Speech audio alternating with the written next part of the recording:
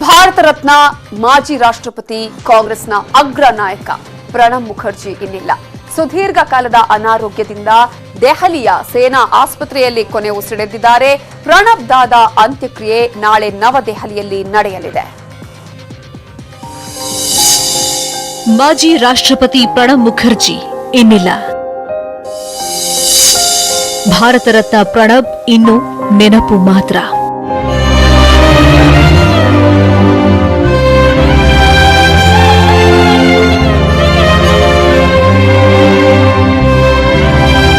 ಹಲವು ದಿನಗಳಿಂದ ತೀವ್ರ ಅನಾರೋಗ್ಯಕ್ಕೆ ತುತ್ತಾಗಿ ಆಸ್ಪತ್ರೆಯಲ್ಲಿ ಚಿಕಿತ್ಸೆ ಪಡಿತಾ ಇದ್ದ ಮಾಜಿ ರಾಷ್ಟ್ರಪತಿ ರಾಜಕೀಯ ಧುರೀಣ ಪ್ರಣಬ್ ಮುಖರ್ಜಿ ವಿಧಿವಶರಾಗಿದ್ದಾರೆ.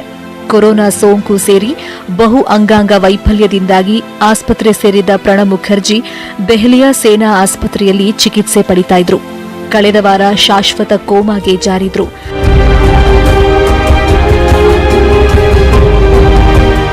ಮಾಜಿ ರಾಷ್ಟ್ರಪತಿ ನಿಧನ ಹಿನ್ನೆಲೆಯಲ್ಲಿ ಪ್ರಧಾನಿ ಮೋದಿ, ರಾಷ್ಟ್ರಪತಿ ರಾಮನಾಥ್ ಕೋವಿಂದ್, ಗೃಹ ಸಚಿವ ಅಮಿತ್ ಶಾ, ರಕ್ಷಣಾ ಸಚಿವ ರಾಜನಾಥ್ ಸಿಂಗ್, ಮಾಜಿ ಪ್ರಧಾನಿ ಎಚ್ಡಿ ದೇವೇಗೌಡರು ಸೇರಿ ಗಣ್ಯಾತಿ ಗಣ್ಯರು ಸಂತಾಪ ಸೂಚಿಸಿದ್ದಾರೆ. ಹಾಗೆಯೇ ಕರ್ನಾಟಕದ ಮುಖ್ಯಮಂತ್ರಿ ಬಿಎಸ್ ಯಡಿಯೂರಪ್ಪ ಸೇರಿದಂತೆ ಅನೇಕ ಗಣ್ಯರು ಮತ್ತು ರಾಷ್ಟ್ರ ನಾಯಕರು ಕಂಬನಿ ಮಿಡಿದಿದ್ದಾರೆ.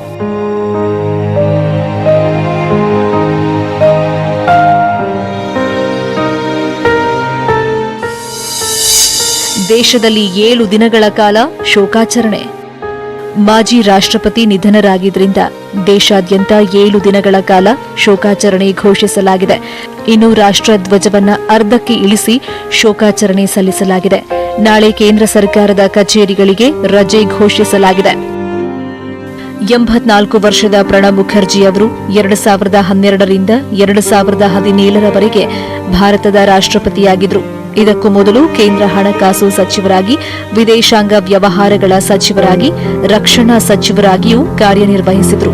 ಅಲ್ಲದೆ ಯೋಜನಾ ಆಯೋಗದ ಉಪಾಧ್ಯಕ್ಷರಾಗಿಯೂ ಇದ್ರು. ಲೋಕಸಭೆ, ರಾಜ್ಯಸಭೆಯ ನಾಯಕರೂ ಆಗಿದ್ರು. ಕಾಂಗ್ರೆಸ್ನ ನಿಷ್ಠ ಹಾಗೂ ಖಡಕ್ ರಾಜಕಾರಣಿಯಾಗಿದ್ದ ಪ್ರಣಬ್ ಮುಖರ್ಜಿ 5 ದಶಕಗಳ ರಾಜಕೀಯ ಜೀವನ ನಡೆಸಿದರು. ಇಂದಿರಾ ಗಾಂಧಿ ಅವರಿಂದಾಗಿ ರಾಜಕೀಯದಲ್ಲಿ ಮುಂಚೂಣಿಗೆ ಬಂದಿದ್ದ ಪ್ರಣಬ್ ಸೋನಿಯಾ ಗಾಂಧಿ ಅವರನ್ನ ಅಧ್ಯಕ್ಷೆಯನ್ನಾಗಿಸಲು ಪ್ರಮುಖ ಪಾತ್ರ ವಹಿಸಿದ್ರು. ಅತ್ಯಾಚಾರಿಗಳು, ಉಗ್ರಗಾಮಿಗಳು ಸೇರಿ ಹಲವರ ಕ್ಷಮಾದಾನ ಅರ್ಜಿ ತಿರಸ್ಕರಿಸಿ ಗಲ್ಲಿಗೇರುವಂತೆಯೂ ಮಾಡಿದ ಹೆಗ್ಗಳಿಕೆ ಪ್ರಣಬ್ ಮುಖರ್ಜಿ ಅವರದ್ದು. ದಾದಾಗೆ ಭಾರತ ರತ್ನ, ಪದ್ಮ ವಿಭೂಷಣ ಗೌರವ, ಬಾಂಗ್ಲಾದೇಶ ಲಿಬರೇಷನ್ ವಾರ್ ಗೌರವ ಕೂಡ ಸಂದಿತ್ತು. ಇಂಥ ಗಣ್ಯ ನಾಯಕನ ಅಗಲಿಕೆಗೆ ಇಡೀ ದೇಶವೇ ಕಂಬನಿ ಮಿಡಿತಾ ಇದೆ. ನಾಳೆ ದೆಹಲಿಯಲ್ಲಿ ಸಕಲ ಸರ್ಕಾರಿ ಗೌರವಗಳೊಂದಿಗೆ ಅಂತ್ಯಕ್ರಿಯೆ ನೆರವೇರಲಿದೆ. Bureau report, news 18 Kannada.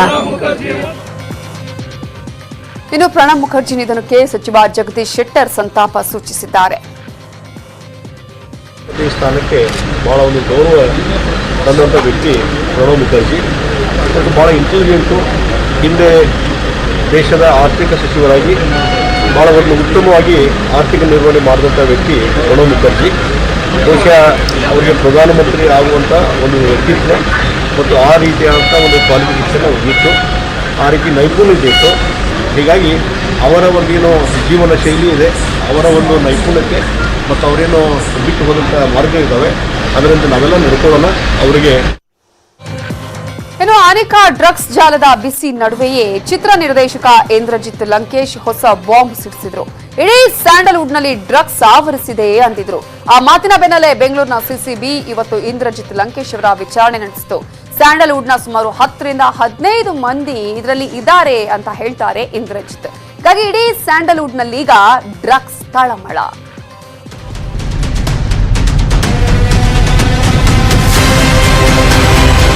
ಸ್ಯಾಂಡಲ್ವುಡ್ಗೆ ಇಂದ್ರಜಾಲದ ಭೀತಿ. 10-15 ಕಲಾವಿದರಿಗೆ ಇಂದ್ರಜಿತ್ ತಂದಿಟ್ಟ ಫಜೀತಿ. ಒಂದು 10 ರಿಂದ 15 ಜನದ ಹೆಸರುಗಳು ಕೊಟ್ಟಿದ್ದೀನಿ. ಚಂದನವನದಲ್ಲಿ ಡ್ರಗ್ಸ್ ವಾಸನೆ ಜೋರಾಗಿ ಬರ್ತಾ ಇದೆ. ಸ್ಯಾಂಡಲ್ವುಡ್ನಲ್ಲಿ ಯಾರ್ಯಾರು ಡ್ರಗ್ಸ್ ದಂಧೆಯಲ್ಲಿ ಪಾಲ್ಗೊಂಡಿದ್ದಾರೆ ಅನ್ನೋದು ಗೊತ್ತು ಅಂತ ಮೊನ್ನೆ ನಿರ್ದೇಶಕ ಇಂದ್ರಜಿತ್ ಲಂಕೇಶ್ ಬಾಂಬ್ ಸಿಡಿಸಿದ್ರು. ಪೊಲೀಸರು ಮಾಹಿತಿ ಕೇಳಿದ್ರೆ ಹೇಳ್ತೀನಿ ಅಂತಲೂ ಹೇಳಿದ್ರು. ನಿನ್ನೆ ಇಂದ್ರಜಿತ್ಗೆ ಸಿಸಿಬಿ ಪೊಲೀಸರು ನೋಟಿಸ್ ಕೊಟ್ಟು ವಿಚಾರಣೆಗೆ ಕರೆದಿದ್ರು. ಹೀಗಾಗಿ ಇಂದು ಸಿಸಿಬಿ ಪೊಲೀಸರ ಮುಂದೆ ಹಾಜರಾದ ಇಂದ್ರಜಿತ್ ಲಂಕೇಶ್ ಕೆಲ ಮಹತ್ವದ ಮಾಹಿತಿಗಳನ್ನ ನೀಡಿದ್ದಾರೆ. 10ರಿಂದ 15ಕ್ಕೂ ಹೆಚ್ಚು ಜನರ ಹೆಸರನ್ನು ಹೇಳಿದ್ದಾರಂತೆ. ಆ ಖ್ಯಾತರ ಹೆಸರನ್ನ ಕೇಳಿ ಸಿಸಿಬಿ ಪೊಲೀಸರೇ ಶಾಕ್ ಆಗಿದ್ದಾರಂತೆ. ನನಗೆ ಗೊತ್ತಿರೋಷ್ಟು ಒಂದು 10ರಿಂದ 15 ಜನದ ಹೆಸರುಗಳು ಕೊಟ್ಟಿದ್ದೀನಿ ಮತ್ತು ಮಾಹಿತಿಗಳು ಕೊಟ್ಟಿದ್ದೀನಿ, ಜಾಗಗಳು ಕೊಟ್ಟಿದ್ದೀನಿ. ಆಮೇಲೆ ನಾನು ಮಾಹಿತಿ ಕೊಟ್ಟಿರೋದಕ್ಕೆ ತುಂಬಾ ಖುಷಿ ಆಗಿದೆ ಅವ್ರಿಗೆ. ಆಮೇಲೆ ಹಲವಾರು ಮಾಹಿತಿ ಕೊಟ್ಟಿರೋದು ತುಂಬಾ ಯೂಸ್ಫುಲ್ ಆಗಿದೆ, ಅವ್ರಿಗೆ ಶಾಕಿಂಗ್ ಆಗಿದೆ. ವಿಚಾರಣೆಗೆ ಬರುವಂತೆ ಪೊಲೀಸರು ಕರೆದಿದ್ದ ಹಿನ್ನೆಲೆಯಲ್ಲಿ ಇಂದ್ರಜಿತ್ ತಮ್ಮ ವಕೀಲರನ್ನ ಸಂಪರ್ಕಿಸಿ ಮಾಹಿತಿ ಪಡೆದಿದ್ರು. ಅದರಂತೆಯೇ ಇಂದು ಮಧ್ಯಾಹ್ನ 12 ಗಂಟೆ ಸುಮಾರಿಗೆ ಸಿಸಿಬಿ ಕಚೇರಿಗೆ ಇಂದ್ರಜಿತ್ ಲಂಕೇಶ್ ಸೂಕ್ತ ದಾಖಲೆಗಳೊಂದಿಗೆ ಆಗಮಿಸಿದ್ರು. ಲ್ಯಾಪ್ಟಾಪ್ ಸಮೇತ ಇಂದ್ರಜಿತ್ ಲಂಕೇಶ್ ಆಗಮಿಸಿ ಸಿಸಿಬಿ ಎಸಿಪಿ ಗೌತಮ್ ಹಾಗೂ ಇನ್ಸ್ಪೆಕ್ಟರ್ ಬೋಳತ್ತಿನ್ ಅವರಿಗೆ ಮಾಹಿತಿಯನ್ನ ನೀಡಿದ್ದಾರೆ.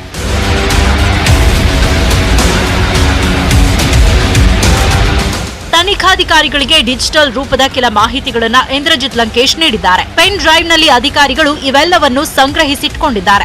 ಇಂದ್ರಜಿತ್ ಲಂಕೇಶ್ ನೀಡಿದ ಎಲ್ಲಾ ಹೇಳಿಕೆಗಳನ್ನು ಸಿಸಿಬಿ ಪೊಲೀಸರು ರೆಕಾರ್ಡ್ ಮಾಡಿಟ್ಕೊಂಡಿದ್ದಾರೆ. ಸಿಸಿಬಿ ವಿಚಾರಣೆಗೆ ಹೋದ ಇಂದ್ರಜಿತ್ ಲಂಕೇಶ್ ತನಿಖಾಧಿಕಾರಿಗಳ ಎಲ್ಲಾ ಪ್ರಶ್ನೆಗಳಿಗೂ ಉತ್ತರ ಕೊಟ್ಟಿದ್ದಾರೆ. ಎಸಿಪಿ ಗೌತಮ್ ಮತ್ತು ಇನ್ಸ್ಪೆಕ್ಟರ್ ಬೋಳತ್ತಿನ್ ಕೇಳಿದ ಎಲ್ಲಾ ಪ್ರಶ್ನೆಗಳಿಗೂ ಉತ್ತರಿಸಿದ್ದಾರೆ. ಆ ಇಂಟರಾಗೇಷನ್ ಹೇಗಿತ್ತು ನೋಡಿ. ಆರಾಮಾಗಿದ್ದೀರಲ್ಲ? ಹಾ ಸರ್. ಸ್ಯಾಂಡಲ್ವುಡ್ ಡ್ರಗ್ಸ್ ಬಗ್ಗೆ ಸ್ಪಷ್ಟೀಕರಣ ಕೊಡಲು ತಯಾರಿದ್ದೀರಿ ತಾನೆ? ಹಾ ಸರ್. ಮಾಧ್ಯಮಗಳಿಗೆ ನೀವು ಕೊಟ್ಟ ಹೇಳಿಕೆ ಬಗ್ಗೆ ಏನ್ ಹೇಳೋಕೆ ಬಯಸ್ತೀರಿ? ಸ್ಯಾಂಡಲ್ವುಡ್ನಲ್ಲಿ ಡ್ರಗ್ಸ್ ಸೇವನೆ ನಡೀತಿದೆ ಅಂತ ಹೇಳಿದ್ರೆ ಈ ಬಗ್ಗೆ ಏನ್ ಹೇಳ್ತೀರಿ? ನಾನು ಕೊಟ್ಟ ಹೇಳಿಕೆಯ ಬಗ್ಗೆ ಅರಿವಿದೆ. ನಾನು ತಿಳಿದೇ ಡ್ರಗ್ಸ್ ಬಗ್ಗೆ ಮಾತಾಡಿದ್ದೀನಿ.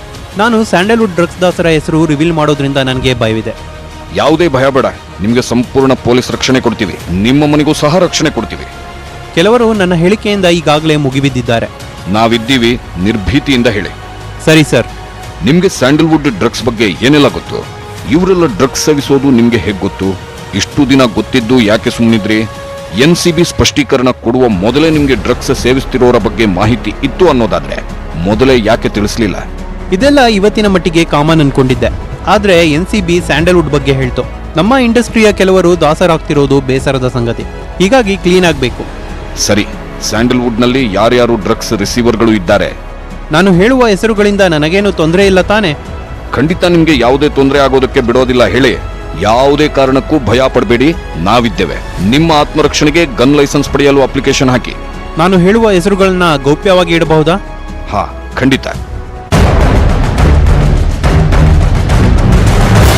ಐಷಾರಾಮಿ ಫ್ಲಾಟ್ನಲ್ಲಿ ನಡೀತಾ ಇತ್ತು ದಂಧೆ.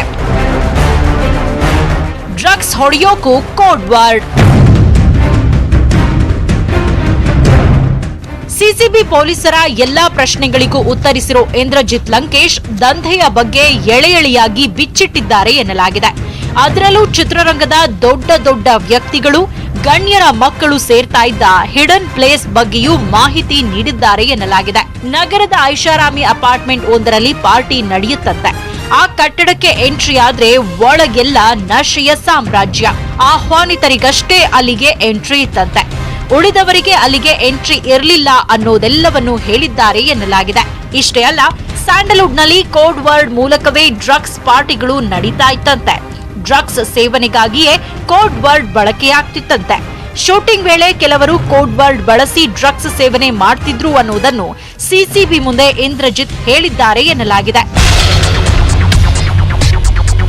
ವಿಚಾರಣೆ ಮುಗಿಸಿ ಹೊರಬಂದ ಇಂದ್ರಜಿತ್ ಲಂಕೇಶ್ ತಪ್ಪಿತಸ್ಥರಿಗೆ ಶಿಕ್ಷೆ ಆಗಲೇಬೇಕು, 10ರಿಂದ 15 ಜನರ ಹೆಸರನ್ನ ಕೊಟ್ಟಿದ್ದೇನೆ ಅಂದ್ರು. ಇನ್ವೆಸ್ಟಿಗೇಷನ್ಗೆ ಎಲ್ಲಿ ಹಾನಿ ಆಗುತ್ತೋ ಮತ್ತು ಅದಕ್ಕೆ ಎಲ್ಲಿ ಅಡೆತಡೆಗಳಾಗುತ್ತೋ ಅದನ್ನೆಲ್ಲ ಆಗೋದ್ರಿಂದ ನಾನು ಇನ್ವೆಸ್ಟಿಗೇಷನ್ ಆಫೀಸರ್ಗೆ ಕೊಟ್ಟಿರೋದು ಅವ್ರು ಕೆಲಸ ಮಾಡಿ ಅದಕ್ಕೆ ಯಾರಿಗೆ ತಪ್ಪು ಮಾಡಿದಾರೋ ಅವ್ರಿಗೆ ಶಿಕ್ಷೆ ಆಗಲಿ ಅಂತ. ಇನ್ನು ಇದೇ ವೇಳೆ ಮಾತನಾಡಿದ ಇಂದ್ರಜಿತ್ ಲಂಕೇಶ್, ಚಿರು, ಅರ್ಜುನ್ ಸರ್ಜಾ, ಸುಂದರ್ರಾಜ್ ಅವರ ಬಗ್ಗೆ ಮಾತನಾಡಲ್ಲ, ಸತ್ತವರ ಬಗ್ಗೆ ಆಡಿದ್ದ ಮಾತು ವಾಪಸ್ ತೆಗೆದುಕೊಳ್ತೀನಿ ಅಂದ್ರು. ಆಮೇಲೆ ಚೀರು ಬಗ್ಗೆ ಆಗಲಿ, ಅರ್ಜುನ್ ಸರ್ಜಾ ಬಗ್ಗೆ ಆಗಲಿ ಮತ್ತು ಸುಂದರ್ರಾಜ್ ಸರ್ ಬಗ್ಗೆ ಆಗಲಿ, ಅವ್ರ ಮಿಸ್ಸಸ್ ಎಲ್ಲರ ಬಗ್ಗೆನೂ ನಾನು ಕ್ಲಾರಿಫೈ ಮಾಡಿದ್ದೀನಿ. ಸತ್ತವ್ರ ಬಗ್ಗೆ ಮಾತಾಡೋದು ಬೇಡ. ಆದರೆ ನಾನು ಒಂದೇ ಒಂದು ಮಾತು ಹೇಳಿದೆ, ಅದು ಪೋಸ್ಟ್ ಮಾರ್ಟಮ್ ಮಾಡಬೇಕಾಯ್ತು, ಅದನ್ನು ತಗೊಂತೀನಿ ವಾಪಸ್ಸು. ಇನ್ನು ಇಂದ್ರಜಿತ್ ಲಂಕೇಶ್ ಅವರ ವಿಚಾರಣೆಗಾಗಿ ಜಂಟಿ ಪೊಲೀಸ್ ಆಯುಕ್ತ ಸಂದೀಪ್ ಪಾಟೀಲ್ ಕೂಡ ಆಗಮಿಸಿದ್ರು. ವಿಚಾರಣೆ ಬಳಿಕ ಮಾತನಾಡಿದ ಸಂದೀಪ್ ಪಾಟೀಲ್, ಇಂದ್ರಜಿತ್ ಕೊಟ್ಟ ಮಾಹಿತಿ ಮೇರೆಗೆ ತನಿಖೆ ಮುಂದುವರಿಸ್ತೀವಿ ಅಂದ್ರು. ನಮ್ಮ ಎಸಿಪಿ ಹಾಗೂ ಇನ್ಸ್ಪೆಕ್ಟರ್ ಸಿಸಿಬಿ ಅವರ ಬಳಿ ಬೆಳಗ್ಗೆಯಿಂದ ಅನೇಕ ಮಾಹಿತಿಯನ್ನು ಕೊಟ್ಟಿದ್ದಾರೆ. ಅದ್ರ ಬಗ್ಗೆ ಎಲ್ಲ ನಾವು ಈಗ ಮುಂದಿನ ದಿನಗಳಲ್ಲಿ ತನಿಖೆ ಮಾಡ್ತೀವಿ. ಸದ್ಯ ಇಂದ್ರಜಿತ್ ಲಂಕೇಶ್ ಒದಗಿಸಿದ ದಾಖಲೆಗಳನ್ನ ಎಸಿಪಿ ಗೌತಮ್ ಮತ್ತು ಇನ್ಸ್ಪೆಕ್ಟರ್ ಬೋಳೆತ್ತಿನ್ ಸಂಗ್ರಹಿಸಿದ್ದಾರೆ. ಕಮಿಷನರ್ ಕಚೇರಿಗೆ ತೆರಳಿದ ತನಿಖಾಧಿಕಾರಿಗಳು ಏನೆಲ್ಲ ಎವಿಡೆನ್ಸ್ ಇದೆ, ಯಾರ್ಯಾರ ಮೇಲೆ ಆರೋಪ ಇದೆ, ಮುಂದೆ ಕೈಗೊಳ್ಳಬೇಕಾದ ಕಾನೂನು ಕ್ರಮಗಳೇನು ಅನ್ನೋದನ್ನ ತಿಳಿಸಿದ್ದಾರೆ. ಈಗ ಇಂದ್ರಜಿತ್ ಯಾರೆಲ್ಲ ಹೆಸರು ಹೇಳಿರಬಹುದು ಅನ್ನೋದೇ ಸ್ಯಾಂಡಲ್ವುಡ್ಗೆ ಟೆನ್ಷನ್ ತಂದಿದೆ. ಯಾರೆಲ್ಲ ನಟ ನಟಿಯರು ಅಕ್ರಮದಲ್ಲಿ ಪಾಲ್ಗೊಂಡಿದ್ದಾರೋ ಅವರೆಲ್ಲರಿಗೂ ನಡುಕ ಶುರುವಾಗಿದೆ. Crime bureau, news 18 Kannada, Bengaluru. Sandalwood drugs ನಡುವೆ ಟಾಕ್ ಫೈಟ್ ನಡೀತಾ ಇರೋದು ಇಂದ್ರಜಿತ್ ಲಂಕೇಶ್ ಹಾಗೂ ರವಿ ಬೆಳಗೆರೆ ನಡುವೆ. ಖ್ಯಾತ ಪತ್ರಕರ್ತರ ಸಂಬಂಧಿಕರೊಬ್ಬರು ಇದರಲ್ಲಿದ್ದಾರೆ ಅನ್ನುವ ಇಂದ್ರಜಿತ್ ಮಾತಿಗೆ ರವಿ ಬೆಳಗೆರೆ ಕೆಂಡಾಮಂಡಲವಾಗಿದ್ರು. ಬೆಳಗೆರೆ ಮಾತಿಗೆ ಇಂದ್ರಜಿತ್ ಕೂಡ ಕಿಡಿಕಾರಿದ್ರು. ಅದಕ್ಕೂ ಟಾಂಗ್ ಕೊಟ್ಟಿದ್ದಾರೆ ರವಿ ಬೆಳಗೆರೆ. ಅವ್ರ ತಂದೆ ಹೆಸರು ಕೇಳಿದ್ನಪ್ಪ. ಅವರೇ ತಾನೆ ಲಂಕೇಶ್. ಅವರು ಲಂಕೇಶ್, ಇವರು ಕೇಶ. ಪ್ರೂವ್ ಮಾಡಿದ್ರೆ ಇಷ್ಟು ದಿವಸ ಪ್ರೀತಿಯಿಂದ ಬೆಳೆಸ್ಕೊಂಬಂದಿರೋ ಈ ಗಡ್ಡ ಬೋಳ್ಸ್ಕೊಂಡ್ಬಿಡ್ತೀವಿ. ಈ ಪತ್ರಕರ್ತನಿಗೆ ಸ್ವಂತ ಒಂದು ವಾಕ್ಯನೂ ಹೇಳಕ್ ಬರಲ್ವಲ್ಲ. ದೊಡ್ಡ ಹಿರಿಯ ಸಾಹಿತಿ ಹೇಳಿದ್ದನ್ನೇ ಕಾಪಿ ಮಾಡ್ತಾನಲ್ಲ ಅನ್ನೋದು ನನಗೆ ಒಂದು ತುಂಬಾ ನೋವಲ್ಲ, ನಗು ಬರುತ್ತೆ. ಒಬ್ಬ ಸುಪಾರಿ ಕೊಟ್ಟವನು ಅವನೇ ಒಂದು ಆಫೀಸಲ್ಲಿ ಇದ್ದಿದ್ದ ಒಂದು ಕೆಲಸಗಾರ, ಪಾಪ ರಿಪೋರ್ಟರ್ದು ಸುಪಾರಿ ಕೊಟ್ಟವನು ನೀವು ಕೇಳ್ತಿರಲ್ಲ ಇದನ್ನ ಕಮೆಂಟ್ನ. He is unemployed. ಯಾರೋ ಇಂದ್ರಜಿತ್, ಅವನಿಗೆ ಕೆಲಸ ಇಲ್ಲ, ಆದಾಯ ಇಲ್ಲ, ತಲೆ ಮೇಲೆ ಕೂದಲಿಲ್ಲ, ಒಳಗಡೆ ಬುದ್ಧಿ ಇಲ್ಲ, ಬಾಯಿಗೆ ಸಿಕ್ಕಿದ್ದೆ ಮಾತಾಡ್ಕೊಂಡು ಓಡಾಡ್ತಾ ಇದ್ದಾನೆ. ಇನ್ನು ಬಣ್ಣದ ಲೋಕದಲ್ಲಿ ಈಗ ಡ್ರಗ್ಸ್ ನದೇ ಸುದ್ದಿ. ಡ್ರಗ್ಸ್ ಕಿಂಗ್ ಪಿನ್ ಆನಿಕಾ ತಗ್ಲಾಕೊಂಡ ಮೇಲೆ ಯಾರೆಲ್ಲ ಡ್ರಗ್ಸ್ ತಗೋತಿದ್ರೋ ಅವರೆಲ್ಲರಿಗೂ ಕೂಡ ಈಗ ನಡುಕ ಶುರುವಾಗಿದೆ. ಪೊಲೀಸರು ಯಾವಾಗ ಬಂದು ಎತ್ತಾಕೊಂಡು ಹೋಗ್ತಾರೋ ಅನ್ನುವ ಟೆನ್ಷನ್ ಇದೆ. ಇದರ ಜೊತೆಗೆ ಇಂದ್ರಜಿತ್ ಲಂಕೇಶ್ ಕೂಡ ಸಿಸಿಬಿ ಮುಂದೆ ಹಲವರ ಹೆಸರನ್ನ ಹೇಳಿರುವುದು ಇನ್ನೂ ಟೆನ್ಷನ್. ಈ ನಡುವೆ ಸ್ಯಾಂಡಲ್ವುಡ್ ಅಲ್ಲಿ ಅಂಥದ್ದೇನು ಇಲ್ಲ ಅಂತಿದ್ದಾರೆ ಹಲವು ಸ್ಟಾರ್ಸ್.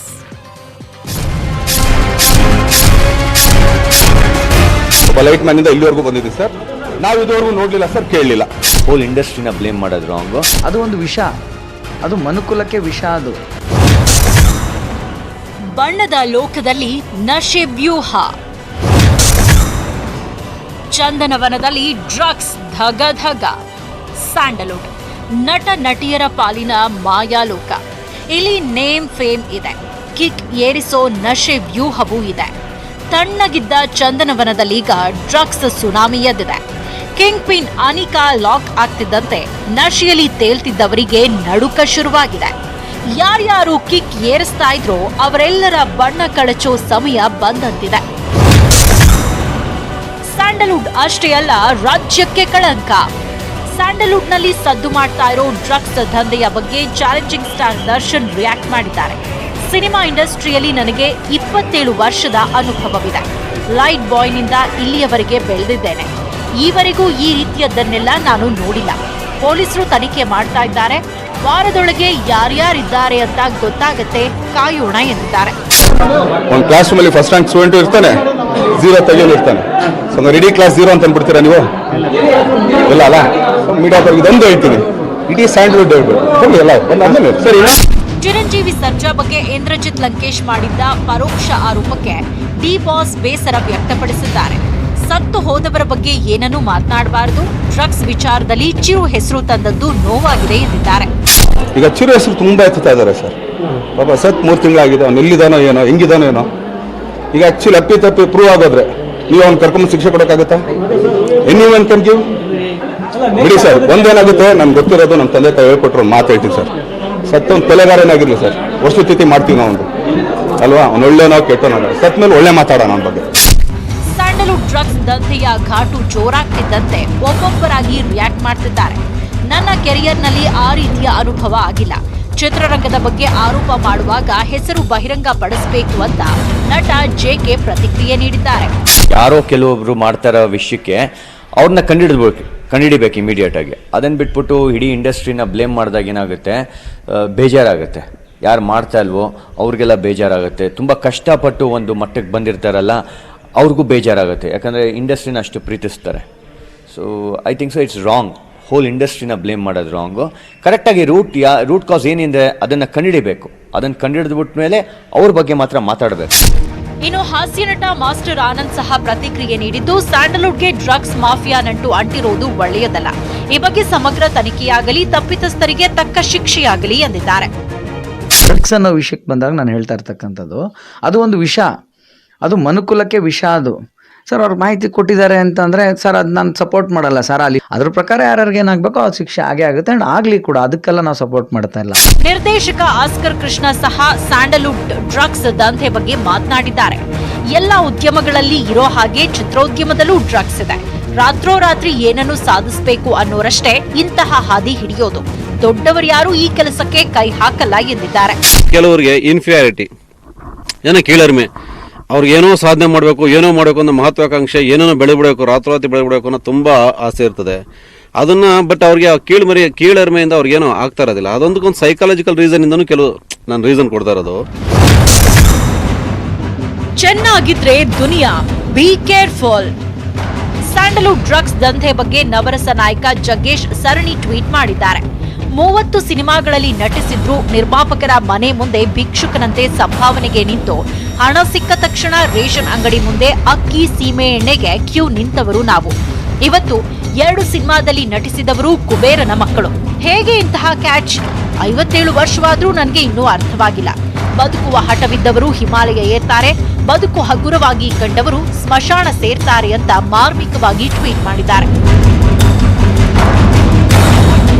ಒಟ್ನಲ್ಲಿ ಡ್ರಗ್ಸ್ ದಂಧೆಯ ಜಾಲ ಸ್ಯಾಂಡಲ್ವುಡ್ಗೆ ಸುತ್ತಕೊಂಡಿದ್ದು, ಯಾರ್ಯಾರು ಕಿಕ್ ಏರಿಸ್ತಾ ಇದ್ರೋ ಅವರಿಗೆ ನಡುಕ ಶುರುವಾಗಿರುವುದಂತೂ ಸುಳ್ಳಲ್ಲ. Bureau report, news 18 Kannada. ಒಂದಷ್ಟು ನಟ ನಟಿಯರಿಗಂತೂ ಈಗಾಗಲೇ ಆತಂಕ ಶುರುವಾಗಿರೋದ್ರಲ್ಲಿ ಯಾವುದೇ ಅನುಮಾನ ಇಲ್ಲ. ಒಂದು ಚಿಕ್ಕ ಬ್ರೇಕ್ ತಗೊಳ್ಳೋಣ. ಬ್ರೇಕ್ ಆದ್ಮೇಲೆ ಚೀನಾ ಗಡಿಯಲ್ಲಿ ಮತ್ತೆ ಖ್ಯಾತೆ ತೆಗೆದಿದೆ. ಅದರ ಜೊತೆಗೆ ನಾಳೆಯಿಂದ ಬಾರ್ ಪಬ್ಗಳೆಲ್ಲವೂ ಕೂಡ ಓಪನ್ ಆಗುತ್ತೆ. ಇವೆಲ್ಲವನ್ನ ನೋಡೋಣ ಬ್ರೇಕ್ ಆದ್ಮೇಲೆ.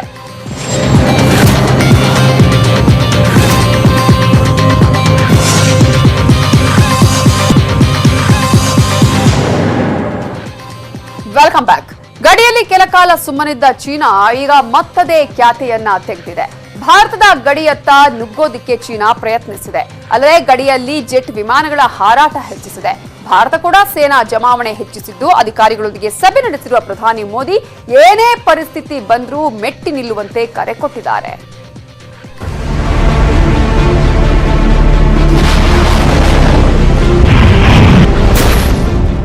ಗಡಿಯಲ್ಲಿ ಮತ್ತೆ ಚೀನಾ ಸೇನೆ ಕಿರಿಕ್. ಸೇನಾ ಜಮಾವಣೆ, ಜೆಟ್ ಹಾರಾಟ. ಮೊನ್ನೆಯಷ್ಟೇ ಭಾರತದ ಯೋಧರನ್ನ ಕೊಂದು ಕೇಕೆ ಹಾಕಿದ್ದ ಚೀನಾ ಇದೀಗ ಮತ್ತದೇ ಕಿರಿಕ್ ಮಾಡ್ತಾ ಇದೆ. ಗಡಿಯ ಪಾಂಗಾಂಗ್ ಸೋ ದಕ್ಷಿಣ ತೀರದಲ್ಲಿ ಚೀನಾ ಸೇನೆ ಗಡಿ ಉಲ್ಲಂಘನೆಗೆ ಪ್ರಯತ್ನಪಟ್ಟಿದೆ. PLA ಇಂದ ಆಗಿರೋ ಈ ಪ್ರಚೋದನಾತ್ಮಕ ನಡೆಗೆ ಭಾರತದ ಸೈನಿಕರು ಪ್ರತ್ಯುತ್ತರ ಕೊಟ್ಟಿದ್ದಾರೆ. ಆದರೆ ಯಾವುದೇ ಸಾವು ನೋವು ಸಂಭವಿಸಿಲ್ಲ. ಕ್ಷಿಪಣಿ ಸಿಡಿಸೋದಕ್ಕೆ ತಯಾರಿ. ಕೈಲಾಸ, ಮಾನಸ ಸರೋವರ ಬಳಿ ಆತಂಕ. ಇನ್ನೂ ಒಂದು ಹೆಜ್ಜೆ ಮುಂದೆ ಹೋಗಿರೋ ಚೀನಾ ಗಡಿಯಲ್ಲಿ J-20 ಜೆಟ್ ವಿಮಾನಗಳನ್ನು ನಿಯೋಜಿಸಿದೆ. ಲಡಾಖ್ ವ್ಯಾಪ್ತಿಯ ವಿವಿಧ ಏರ್ಬೇಸ್ಗಳಲ್ಲಿ ಜೆಟ್ ವಿಮಾನ ತಯಾರಾಗಿವೆ. ಅಲ್ಲದೆ ಕೈಲಾಸ ಮತ್ತು ಮಾನಸ ಸರೋವರ ಬಳಿ ಕ್ಷಿಪಣಿ ಉಡಾವಣೆಗೂ ಜಾಗ ಗುರುತಿಸಿಕೊಂಡಿದೆ. ಭೂಮಿಯಿಂದ ಆಕಾಶಕ್ಕೆ ಚಿಮ್ಮುವ ಕ್ಷಿಪಣಿ ಉಡಾವಣೆಗೆ ತಯಾರಿ ಮಾಡಿಕೊಂಡಿದೆ. ಗಡಿಯಲ್ಲಿ ಉದ್ವಿಗ್ನ, ಪ್ರಧಾನಿ ಸಭೆ. ಗಡಿಯಲ್ಲಿ ಚೀನಾ ಪದೇ ಪದೇ ಖ್ಯಾತೆ ತೆಗಿತಾ ಇರೋ ಹಿನ್ನೆಲೆಯಲ್ಲಿ ಪ್ರಧಾನಿ ಮೋದಿ ಸಭೆ ನಡೆಸಿದ್ರು.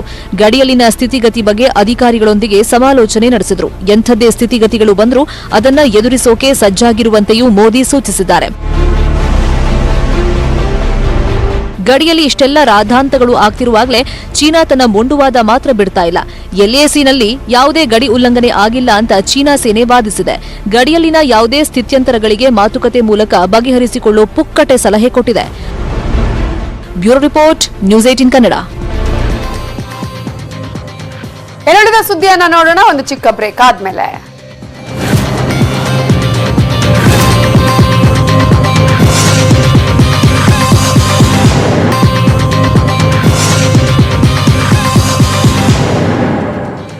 Welcome back. ಅಂತೂ ಇಂತೂ ಎಣ್ಣೆ ಪ್ರಿಯರಿಗೆ ಗುಡ್ ನ್ಯೂಸ್ ಸಿಕ್ಕಿದೆ. ಬಾರ್ ಓಪನ್ ಇದ್ರೂ ಇಷ್ಟು ದಿನ ಅಲ್ಲೇ ಕುಡಿಯೋಕೆ ಅವಕಾಶ ಇರಲಿಲ್ಲ. ಪಾರ್ಸಲ್ಗೆ ಮಾತ್ರ ಅವಕಾಶ ಆಯ್ತು. ಮನೆಯಲ್ಲಿ ಹೆಂಡತಿ ಮಕ್ಕಳ ಮುಂದೆ ಕುಡಿಯೋಕು ಭಯ. ಈಗ ಕುಡುಕರಿಗೆ ಈ ಟೆನ್ಷನ್ ತಪ್ಪಿದೆ. ನಾಳೆಯಿಂದಲೇ ಬಾರ್ ಪಬ್ ಓಪನ್ ಆಗ್ತಿದೆ. ಸಾಮಾಜಿಕ ಅಂತರವನ್ನ ಕಾಯ್ದುಕೊಂಡು ಅಲ್ಲೇ ಸ್ವಲ್ಪ ಎಣ್ಣೆಯನ್ನ ಕುಡಿಬಹುದು. ಇನ್ನು ಕೊಳ್ಳೋಕಾಗಲ್ಲ, ಒಂದಷ್ಟು ಕಂಡೀಷನ್ಸ್ ಕೂಡ ಇದೆ. 50% ಗ್ರಾಹಕರಿಗಷ್ಟೇ ಪ್ರವೇಶ. ಗುಂಪು ಗುಂಪಾಗಿ ಎಲ್ಲೂ ಕೂಡ ಕೂರುವಂತಿಲ್ಲ. ಟೇಬಲ್ಗಳ ನಡುವೆ ಅಂತರ ಕಡ್ಡಾಯ. ಬಾರ್ ಪಬ್ಗೆ ಬರುವವರಿಗೆ ಥರ್ಮಲ್ ಸ್ಕ್ರೀನಿಂಗ್ ಅಂತೂ ಕಡ್ಡಾಯ. ಹ್ಯಾಂಡ್ ಸ್ಯಾನಿಟೈಸ್ ಕಡ್ಡಾಯ. ಬೆಳಗ್ಗೆ 10ರಿಂದ ರಾತ್ರಿ 11:30ರವರೆಗೆ ಮಾತ್ರ ಅನುಮತಿಯನ್ನ ನೀಡಲಾಗಿದೆ ಅಂತ ಹೇಳಲಾಗಿದೆ. ಒಂದು ಟೇಬಲ್ಗೆ ಇಬ್ಬರಿಗೆ ಮಾತ್ರ ಅನುಮತಿ ಸಾಧ್ಯತೆ.